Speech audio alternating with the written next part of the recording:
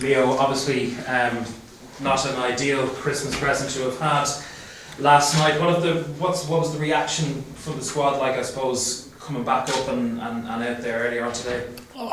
Very mixed sort of feelings with the group. There was a lot of effort went into the game. I thought for the first 30 minutes, I thought the endeavour was really, really positive.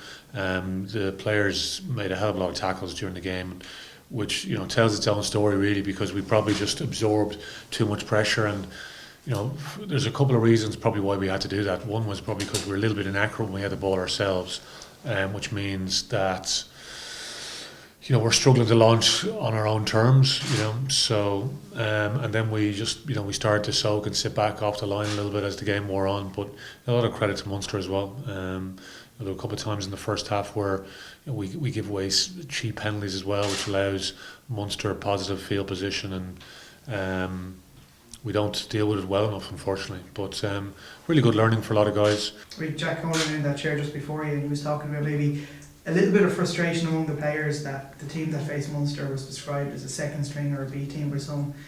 Tony Ward was very, very critical of it as well. What did you make of those remarks in terms of saying that the selection was disrespectful to the magnitude of the fixture and stuff like that? It's a difficult one, yeah. Because you'd like to be able to say what selections are disrespectful in terms of individual players. So until you had those conversations, it's very hard to comment. I'm not in a good enough position to be able to comment really. But we thought we had a strong enough team to go out and win the game. I thought we showed a really good level of commitment for majority of the first half. Just a couple of soft scores. Well, not soft scores is probably the wrong way to describe them. Frustrating scores that we could we just knock off for a second on a few occasions. But that's a good learning for guys as well. Even with the selection as well, you have to have a realisation as well. We've a number of injuries in our backline in particular. Ross Byrne stepped in really well, but he's an academy kid playing at 10. Started the year in the academy, and so the three senior 10s that we have are all injured at the moment. So it's a huge step up for a guy, but that's what we had available, and I think Ross has done really, really well in the games that he's had. So we were limited in what we could do with some of our backs because it's been well documented, obviously, the likes of Dave Carney, Fergus McFadden, Rob Carney, Joey Carby. There's a whole host of guys I could list off that are unavailable at the moment.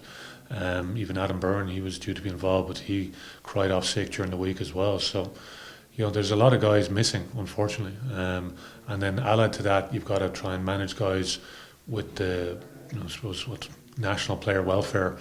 We can only play guys in so many minutes, so it's not like we can just keep rolling out the same guys. And life would be a lot easier if we could, but that's not the situation, unfortunately. So, we were pretty limited in terms of what we could do with some of our backs.